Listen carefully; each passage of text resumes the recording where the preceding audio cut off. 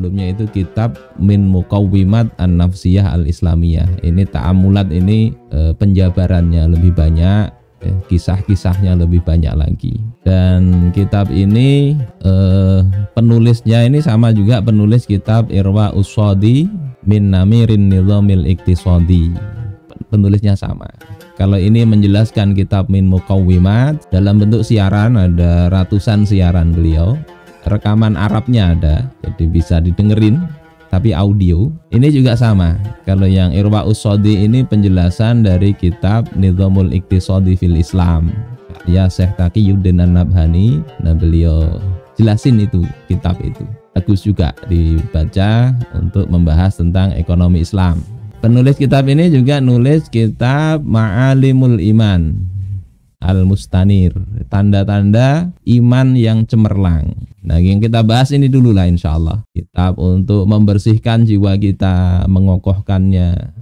Ini penting di tengah-tengah suasana kehidupan yang banyak orang terkena gejala sakit mental, sakit kejiwaan. Yang kata WHO sekitar 1 miliar manusia di dunia ini menderita gangguan kesehatan jiwa. 1 miliar, 1/7 dari penduduk bumi. Dan kita bisa lihat di negeri-negeri kita juga begitulah. Saudara-saudaraku sekalian rahimakumullah. Nah, ini banyak daftar isinya sebetulnya sama seperti kitab Min Muqawwimat. Tetapi ini di orang Jawa dijelentrehkan, diperkecil-kecil lah, kecil-kecil dijelasin. Sehingga ada perhalakoh ini ya, per pertemuan ada totalnya 118 pertemuan. Masya Allah. Panjang ya, halamannya 400-an halaman lebih.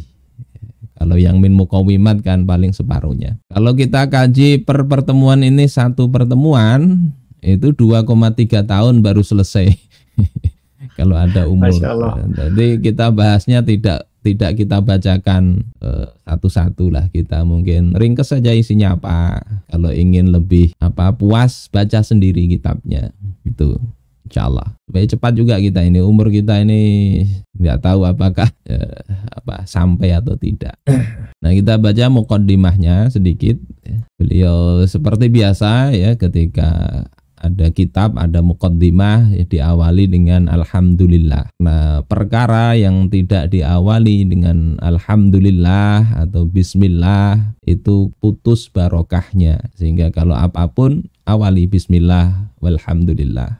Mau nikah, mau melamar, mau apa saja yang punya pentingan yang baik, awali dengan alhamdulillah. Alhamdulillahirabbil alamin wassalatu wassalamu ala imamil muttaqin. Shalawat dan salam semoga tercurah kepada imam dari orang-orang yang bertakwa, wa sayyidil mursalin, penghulu atau pemimpin para rasul, al-mab'uthi rahmatan lil alamin, yang beliau itu diutus sebagai rahmat bagi segenap alam, sayyidina Muhammadin wa ala alihi wa sahbihi ajma'in, yakni tuan kita Nabi Muhammad, juga atas keluarga dan sahabat semuanya, sahabat beliau semuanya. Kemudian beliau berdoa di sini, waj'alna ma'ahum.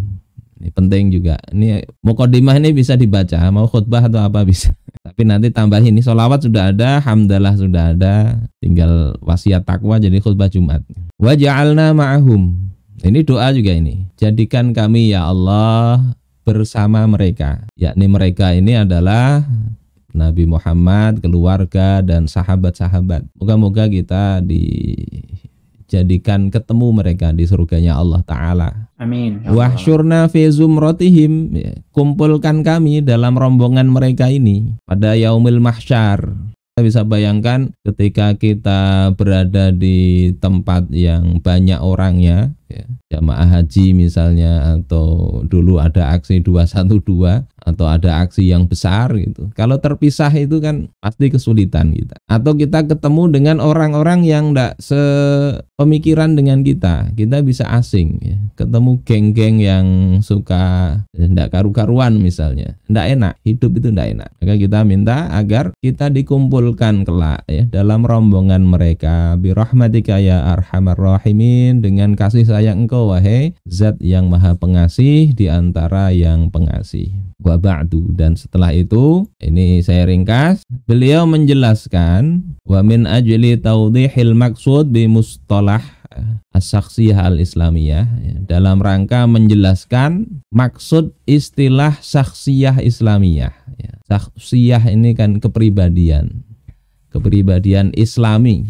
Ini bagaimana maksudnya? Naqulu wabillahi taufiq, kami katakan dengan mengharapkan petunjuk dari Allah Ta'ala, as-syakhsiyatu fi kulli insan, kepribadian setiap manusia, tata'allafu min aqliyatihi wa nafsiyatihi, itu tersusun dari akliyah dan nafsiyahnya. Ini kadang menyebarkan di kalangan banyak orang, kalau bicara kepribadian yang dilihat itu pakaiannya, cara berpakaian, cara duduk, cara berjalan, cara tersenyum, cara salaman. Nah, semua itu diatur seolah-olah itu jadi penentu kepribadian. Dulu kita belajar sikap well groomed, tulisannya well groomed. Nggak tahu sekarang ada nggak pelajaran itu. Jadi kayak makan, berjalan, itu laki-laki dengan perempuan beda itu. Dan itu difahami sebagai pembentuk kepribadian. Tapi beliau katakan di sini enggak. Ini sebetulnya seperti di dalam kitab As-Syakhsiyah Al-Islamiyah, ya. Wala dakhala li syaklihi wala jismihi wala hindamihi wala ghairi dzalik.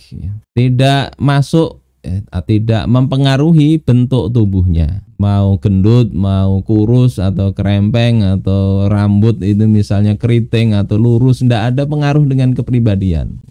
Walaupun sebagian psikolog itu kadang menilai seseorang itu dari bentuk muka. Kalau bulat ini begini, kalau oval ini begini kepribadiannya. Ini beliau tidak setuju begitu. Fisik tidak ngaruh, fisik itu. Wala hindamihi, tidak pula kerapian. Ada orang rapi ada enggak, dan tidak selain itu. Sehingga fakulluha kusyur, itu semua hanyalah kulit. Ini bukan penentu kepribadian, dan kita mestinya tidak menilai seseorang dari hal-hal yang sifatnya fisik begini. Walaupun kebanyakan orang kadang tertipu dengan yang sifatnya fisik. Ada itu video orang pakai jas, ya kan? Kemudian ada para orang-orang intelek ini nebak, ini siapa ini? Dikiranya ada yang nebak ini penyanyi lagu-lagu kerohanian, karena melihat tampilannya seperti itu. Sekalinya qori. Karena melihat tampilan. Sahabat Abdullah bin Mas'ud, ya, dengan pembantu beliau ketika ke Mesir, yang disambut oleh penduduk Mesir itu justru pembantu beliau. Dikiranya Abdullah bin Mas'ud itu adalah pembantunya, terbalik. Ya, karena sahabat Abdullah bin Mas'ud ini tubuhnya mungkin kecil, ya, kakinya kecil, sehingga secara potongan itu tidak memadai. Ini kulit semua ini.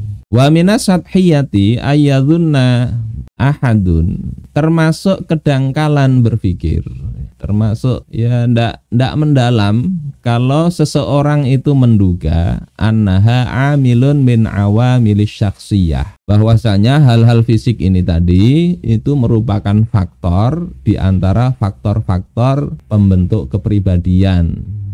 Jadi kalau mau melakukan perubahan akhlak, mental dan sebagainya, kalau yang disorot itu hal-hal fisik, seragam, sepatu, warna kaos kaki, itu menjadi seolah-olah begitu penting, maka ini termasuk hal yang dangkal mikirnya. Karena itu bukan faktor penentu kepribadian. Auto athiru fis syakhsiyah, atau menduga itu berpengaruh terhadap kepribadian. Ini cara mikir yang pendek, yang dangkal. Jadi apa terus membentuk kepribadian? Ya akliyah dan nafsiyah. Akliyah ini pola pikirnya, nafsiyah itu pola sikapnya. Nanti dijelaskan di slide berikutnya. Apa alasan beliau kok mengatakan begitu? Ada beberapa yang beliau ungkap di dalam kitab ini. Pertama, ya, beliau mengutip perkataan seorang penyair sebelum Islam, yakni Zuhair bin Abi Sulma al-Muzani. Ini penyair sangat masyhur di kalangan Arab, orang-orang Arab jahiliyah, selain Imri'il Qais. Imri'il Qais itu penyair topnya kalangan itu pada saat bahasa Arab maju-majunya. Nah, salah satu penyair kenamaan itu adalah Zuhair bin Abi Sulma ini. Beliau mengatakan lisanul fata nisfun. Perkataan seseorang itu adalah separuh dari nilai dirinya, dari kepribadiannya, dinilai dari ucapannya. Wa nisfun fuaduhu, separuhnya lagi itu adalah bagaimana hati dia. Jadi ngomongnya bagus, separuh sudah, separuhnya hati dia baik enggak. Falam yabqa illa suratul lahmi wad dami, maka tidak tersisa selain dari hati dan ucapan itu tidak tersisa kecuali hanya bentuk daging dan darah. Lainnya itu materi, enggak, sama aja yang lain. Yang membedakan tadi ucapannya benar enggak, hatinya baik enggak. Ini di kitab itu ada, cuma tidak disebutkan sumbernya. Saya cari ini perkataan penyair sebelum Islam. Kemudian beliau beralasan juga ketika Umar bin Abdul Aziz ya, rahimahullah itu memangku jabatan kekhilafahan, ada utusan dari negeri ya, yang datang kemudian mengucapkan tahniah, yakni ikut bersukacita selamat ya. Kemudian maju seorang anak laki-laki. Jadi yang mewakili rombongan itu justru anak kecil. Maka Sayyidina Umar bin Abdul Aziz mengatakan, hendaklah yang berbicara itu yang lebih tua dari engkau lah. Masa tidak ada yang lebih tua?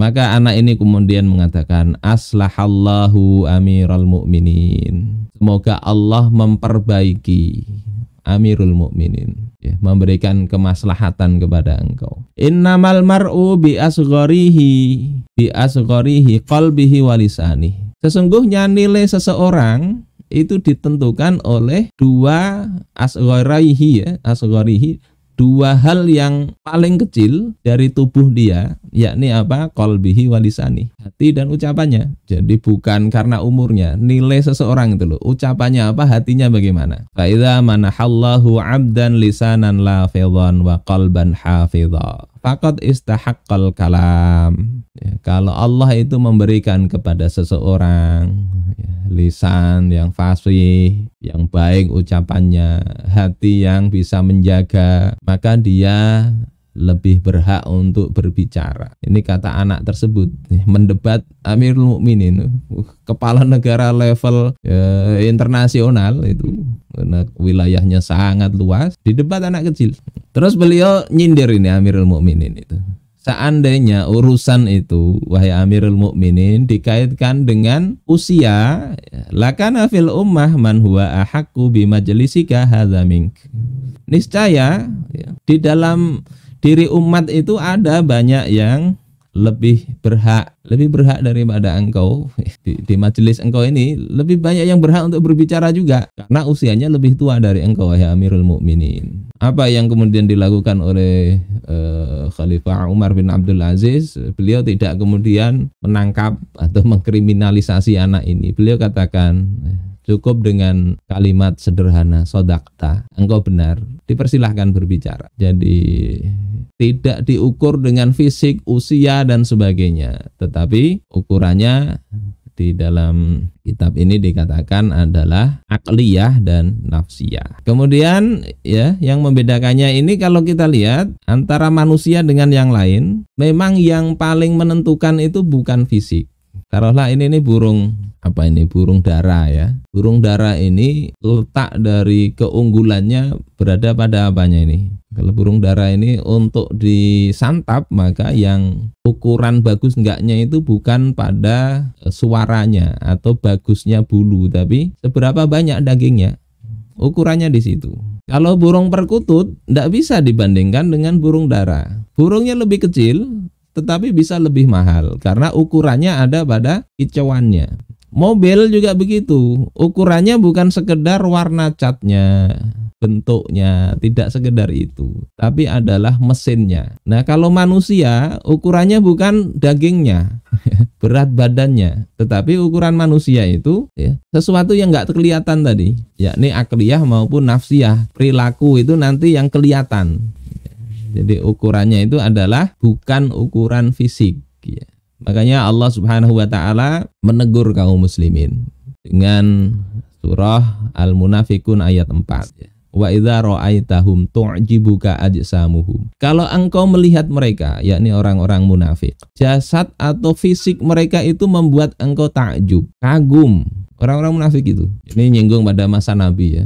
Fisiknya, tampilannya mengagumkan. Wa iyaqulu tasma' liqaulihim. Kalau mereka itu berbicara, engkau akan mendengarkan, memperhatikan ucapan mereka. Tapi tadi hatinya tidak beriman kepada Allah, sehingga Allah samakan seolah-olah sebagaimana pohon yang tersandar, kelihatannya kuat tapi tidak punya sandaran, kekuatannya rapuh ya. Lalu apa yang menentukan ya, kalau bukan pada banyaknya harta, karena itu fisik ya, kemudian tampilannya menarik, mulus ndak kulitnya, hitam atau putih, gagah atau cantik atau tidak, suaranya juga bukan, karena kalau suara itu ya dianggap kayak burung perkutut, kayak seruling. Yang dalam hadis akhir zaman itu diberitakan nanti akan ada itu yang Al-Quran itu dijadikan seperti nyanyian, yang dinilai itu adalah seberapa merdu suaranya itu, ya disamakan kayak perkutut. Namun manusia itu nilainya terletak pada tingkah laku ya, perilaku. Perilaku ini nantilah yang dipengaruhi oleh akliyah dan nafsiyah. Nah, begini misalnya, ini kan perilaku nih, orang berperilaku itu dikarenakan ada kebutuhan jasmani dan naluri. Orang ingin makan karena ada kebutuhan itu, kebutuhan jasmani. Fisik ketika tidak diberi makan itu merasakan lapar. Ketika ada lapar ya, dia perlu makanan. Ketika perlu makanan, dia akan berperilaku untuk mencari makanan. Itu kebutuhan jasmani. Kebutuhan naluri, gharizah, itu terkait dengan sesuatu yang tidak ngefek secara internal, tapi banyak karena faktor eksternal. Orang terangsang misalnya, tidak kemudian tiba-tiba terangsang, enggak. Tapi ada entah melihat, entah ada pikiran dalam benak yang membayangkan faktor di luar. Itu naluri. Sama-sama ingin menuntut untuk dipuaskan, dipenuhi, ingin makan, ingin nikah dan seterusnya. Jadi nanti menimbulkan manusia ini diberi juga berpikir ya, kemampuan akal, sehingga dorongan pemenuhan ya, ketika lapar dia mikir ini makanan ini layak enggak untuk dimakan. Jadi dia indera makanan itu, wah ini sepertinya enak misalnya, layak untuk dimakan. Apakah terjadi makan atau tidak? Itu tergantung kepada landasan berpikirnya. Landasan berpikirnya seperti apa? Oh ini makanan ini lezat sekali, tapi dia tahu faktanya ini adalah makanan haram ya. Maka perilakunya dia ya, kalau dia mau melakukan tapi dia ndak ini pikirannya ndak cocok, itu tidak terjadi perilaku. Oh ini wanita ini cantik sekali ya, dia sudah cenderung, tetapi istri orang, nah, nggak akan jadi perilaku. Landasan berpikirnya ini yang menentukan. Dari landasan berpikir inilah ketika dia berpikir akan muncul pemahaman, mafahim. Jadi ketika ada realitas, dia hukumi. Realitas ini bisa baik atau tidak. Kalau baik, maka akan ada kecenderungan untuk melakukan, kecenderungan atau muyul, kecenderungan. Kalau dia sudah pikirannya menyatakan ini tidak baik, maka dia tidak akan melakukan atau melakukan perbuatan tersebut. Jadi memang yang kelihatan dari sisi manusia itu cuma perilaku, tampilan fisiknya tadi. Tapi perilaku ini dipengaruhi oleh pemahaman. Pemahaman terkait bagaimana dia memuaskan atau memenuhi kebutuhan jasmani dan nalurinya. Ketika ada keperluan itu, gimana dia memenuhinya. Nah itu yang disebut dengan nafsiyah nanti ya. Nafsiyah itu di sini, di daerah kebutuhan jasmani dan naluri ini, bagaimana dia menyelesaikannya itu dengan landasan berpikir tertentu. Sementara akliyah itu pola pikir, dia ketika ada dorongan atau memikirkan sesuatu, cara dia menghukuminya bagaimana, ya, landasannya apa, itu akliyah. Jadi walaupun yang kelihatan ini suluk, penentunya itu adalah nafsiyah dan akliyah tadi. Ini yang perlu dipahami bersama. Jadi kalau mau membuat atau merevolusi mental secara mendasar, atau sekarang disebut secara radikal, maka yang perlu disasar itu adalah landasan berpikirnya apa, dia ketika ada keinginan, kecenderungan, dia gimana mengatasinya, dan kalau berpikir bagaimana dia menghukumi sebuah realita. Jadi unsurnya secara singkat yang paling mendasar itu adalah ya, akliyah tadi yang oleh musonif dikatakan. Kepribadian itu ya terbentuk dari akliyah, pola pikir. Pola pikir itu cara seseorang memahami sesuatu, entah itu memahami kehidupan, memahami realitas yang ada, atau apa saja yang dia jumpai dalam kehidupannya. Cara memahaminya bagaimana sesuai dengan standar yang ia gunakan. Standarnya Islam kah, kapitalis kah, sosialis, atau standar yang lain. Itu pola pikir. Nah, kalau nafsiyah atau pola sikap ini, orang ada kecenderungan tadi, itu bagaimana dia menyelesaikannya, memenuhinya, sesuai dengan standar pemahaman dari pola pikirnya ini. Jadi, kitab ini nanti membahas ini. Membahas apa sih standar-standar pemahaman yang itu akan mengarahkan kepada nafsiyah, ya, bukan arahnya ke akliyah. Jadi yang dibahas di kitab ini itu memang unsur ke sini, nah, kebutuhan jasmani, dorongan pemenuhan sampai ke muyulnya ini membentuk kecenderungan yang baik, ya, tidak sekedar teori. Ya, kalau teori ya, nanti ada sih efeknya, tapi tidak ke situ arahnya, tidak. Jadi arahnya itu ke nafsiyah. Sementara akliyahnya nanti ngaji yang lain. Ya, jadi nanti target dari kitab ini apa yang kita pelajari, kita paksa diri kita itu untuk melakukannya. Kalau itu sudah kita benarkan, sikap kecenderungan ini yang penting. Kadang kita tahu saja ini benar, ini salah, tetapi bagaimana kok hati ini tidak condong kepada yang benar, kok malah benci kepada yang hak, padahal itu benar. Ini bukan kayak cerita Abu Nawas, ya, dia katakan aku membenci al-haq dan mencintai fitnah. Akhirnya bingung orang ini, tangkap ditanya, kok bisa engkau ini sesat, berarti al-haq kok engkau benci, fitnah kok malah engkau sukai. Kata Abu Nawas, aku mendengar orang baca talqin, ya, yang mengatakan al-mautu haq, an-naru haq. Jadi kematian itu hak, neraka itu hak. Aku nggak senang neraka. Sementara innama amwalukum wa auladukum fitnah. Harta dan anak-anak engkau itu adalah fitnah. Aku senang fitnah. Nggak begitu arahnya, ya. Itu ya kita nggak boleh main-main begitu. Jadi apa yang kita kaji nanti itu arahnya ke sikap kita ini harus disesuaikan. Walaupun mungkin berat, perlu dicoba, dipaksa. Terus bagaimana membentuknya nafsiyah ini? Pertama, mau tidak mau adalah menanamkan akidah Islam sebagai dasar, ya, karena mengatur kecenderungan itu tergantung dasar dia berpikir apa, akidah Islam. Jadi hal mendasar ketika ingin mengubah sesuatu, akidahnya. Sehingga segala sesuatu nanti ya, dalam hidupnya dia standarisasi, senantiasa dia kaitkan dengan akidah. Jadi pandang radikal ya enggak apa-apa. Pokoknya kalau ini haram ya sudah haram, tinggalkan. Ini halal boleh dia lakukan, begitu. Kecenderungannya mengikuti itu, mestinya begitu. Dan ini ditanamkan terus, ya enggak boleh tidak, ya.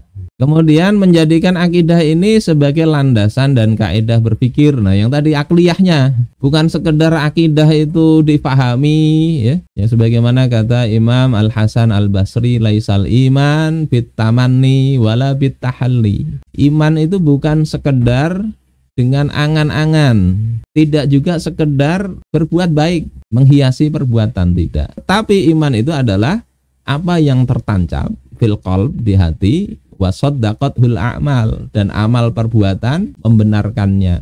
Jadi di hati diyakini, amalnya disesuaikan dengan apa yang ada di hati tadi. Akidahnya ditancapkan dan itu dijadikan untuk landasan amal pikiran maupun menjadikan pengendali tingkah laku ini. Sepertinya memang sederhana, konsepnya cuma ini, membentuk kepribadian. Merevolusi mental itu ya ini konsepnya, ngaji apa? Ya bagaimana memahami hidup. Yang paling mendasar itu adalah paham kita ini dari mana asalnya, untuk apa kita ini hidup di bumi ini, dan kemana kita akan kembali, apa yang akan kita pertanggungjawabkan. Itu kan konsep mendasar. Walaupun nanti ketika dijelentrehkan atau ditafsil, maka ya panjang juga ceritanya.